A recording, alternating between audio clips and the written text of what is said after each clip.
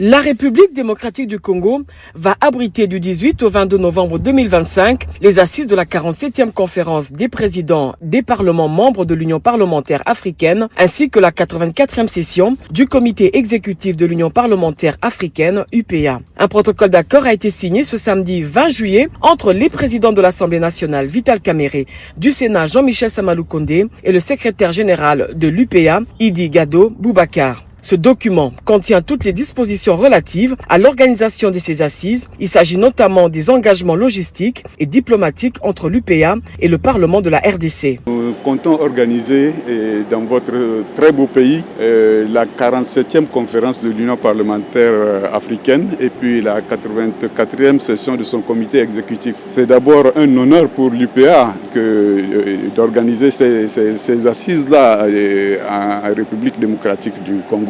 Cette invitation a été faite donc lors de nos précédentes réunions de l'UPA et à l'unanimité, les membres des parlements africains ont accepté que ces réunions se tiennent en République démocratique du Congo. Ça, c'est un grand honneur, mais c'est aussi un défi à relever, le défi de la très bonne organisation. Et c'est dans ce cadre que nous nous sommes venus ici à Kinshasa, avec évidemment le soutien des autorités du Parlement de la RDC, pour voir en tout cas quelles dispositions nous pouvons prendre pour que ces assises-là soient très bien organisées. Et vraiment, des conditions que nous avons trouvées ici nous paraissent idéales.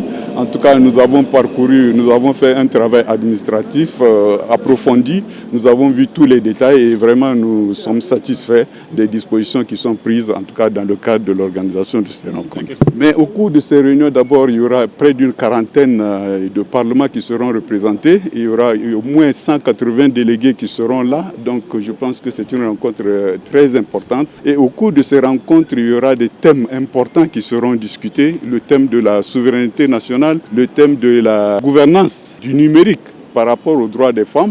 Et ensuite, il y aura un autre thème qui se rapporte à l'autonomie énergétique. Donc, ce sont des questions qui intéressent l'ensemble des États africains.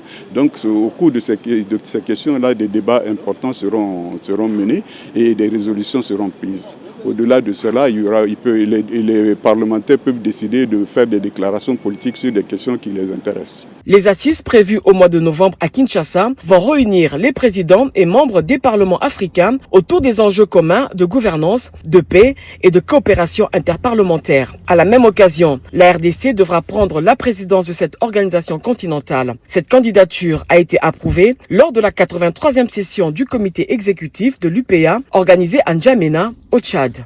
Il faut préciser que le comité exécutif de l'UPA est l'organe chargé d'orienter les activités de l'Union et de contrôler la mise en œuvre des décisions, résolutions et recommandations de la conférence des présidents. La conférence est quant à elle composée des présidents des assemblées parlementaires nationales ou de leurs représentants, accompagnés des parlementaires participant à la conférence en qualité de délégués.